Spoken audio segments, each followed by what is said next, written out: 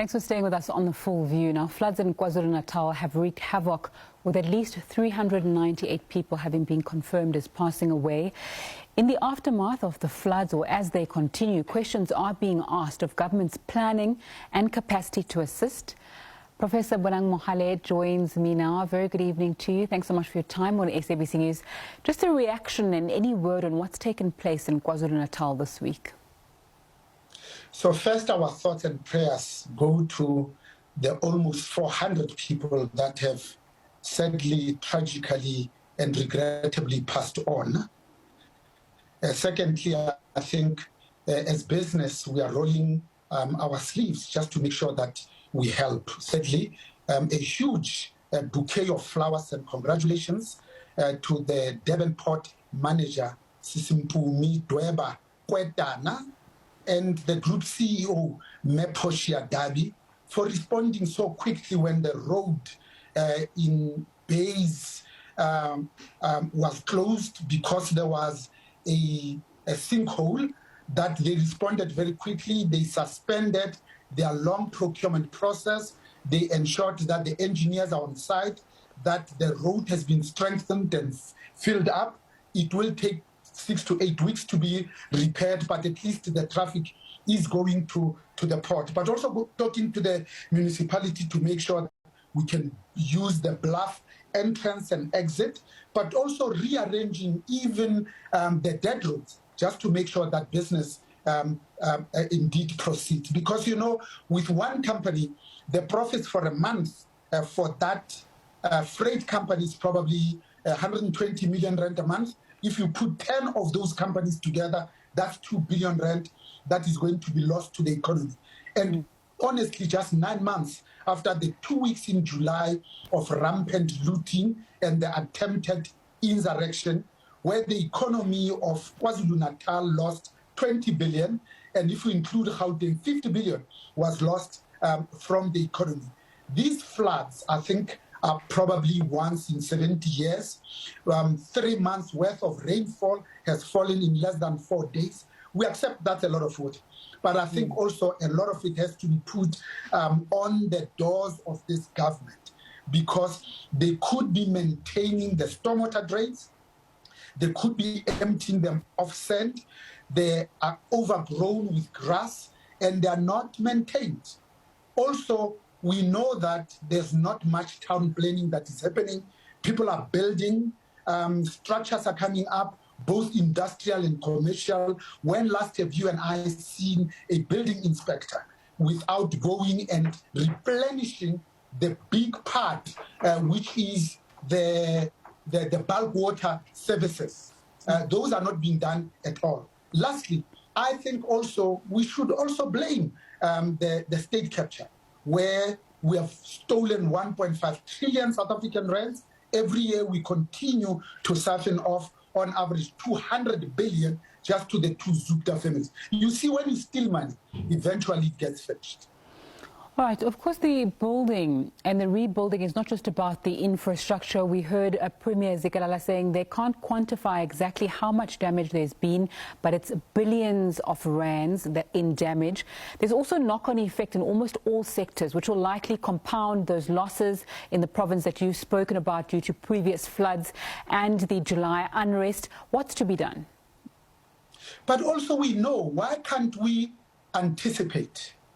KwaZulu Natal experiences floods every year, not to this magnitude, but every year. So the people who call themselves our leaders, why don't they sit down and plan and say, when the next water comes down, here's what we are going to do to make sure that it doesn't affect the economy as much. Secondly, for them to say, do we even know how many people are in the province? Because we have opened up the borders, our hospitals are overwhelmed, as if that's not enough. Even the schools are not even safe places of refuge. But we also know that the investors, the analysts, and the rating agencies are really looking for 4 things and 4 things only. One is economic strength, financial strength or fiscal strength, institutional strength, but most importantly, susceptibility to major risk events. These floods are a major risk event. You should have anticipated, thought about it, but put systems and processes in place to say, if it hits us, here's what we're going to do. This thing called emergency responsiveness and preparedness, we do it in companies every single year. Some even simulate what ought to be done every 6 months. And we know that when it hits us, we know which calls to make, which people to call upon, what equipment to bring up. Where we are now, we remember that South Africa is 2.5 times larger than the economy of Ukraine. In fact, the economy of Ukraine is only the size of Gauteng, which is 30% of the national GDP. The second biggest province is KwaZulu Natal at 16% of national GDP, followed by the Western Cape. Surely for us to protect our second biggest province that contributes to our livelihoods, we should have done more. We must have planned better. Congratulations also to the government, where although it took them more than 2 days for declaring this a national disaster, because we have lost more people than countries that are at war. In fact, all our indices are demonstrating beyond any shadow of doubt that all our indices are those associated with countries that are at war, my dear sister.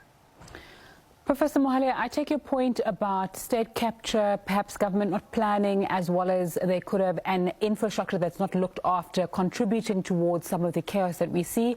President Cyril Ramaphosa speaking earlier on and being quoted as saying that climate change also plays a role in that.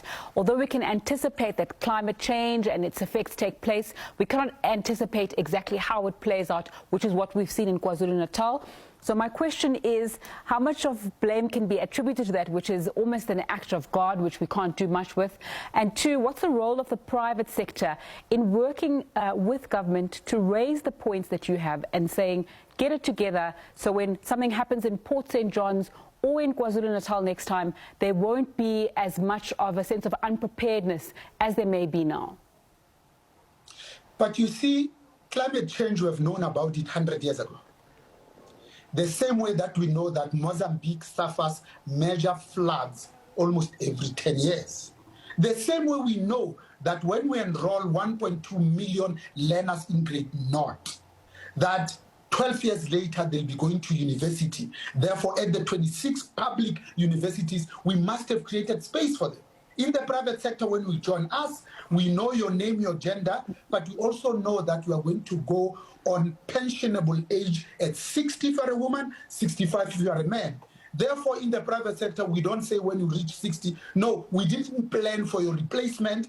Therefore, please give us another 6 or 3 year contract as a consultant in a country where youth unemployment is 75%.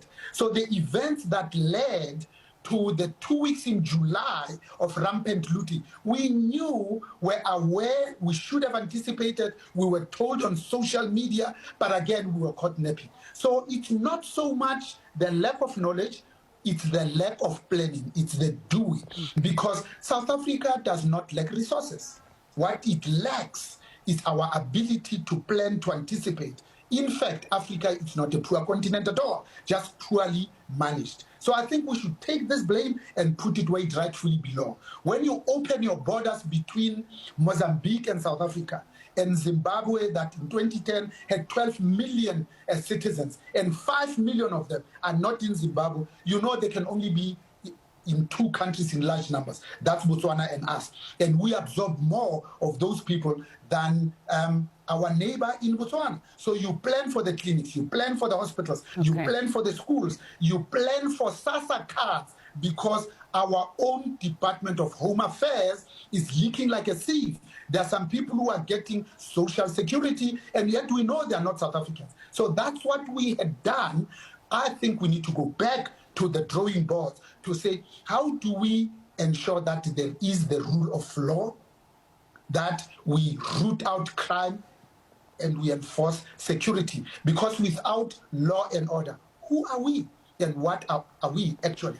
Because at the moment, in South Africa, crime pays. You hit a cash in transit crime, you've got more than 80% of getting away with it. And then the police are there. all 180,000 of them. But even if we don't have enough, Mohale, thank you so much. It's always so interesting speaking to you with your vibrant views and your plans. Unfortunately, that's where we have to leave it for now, as we have to continue with the bulletin on the Full View. Thanks for your time.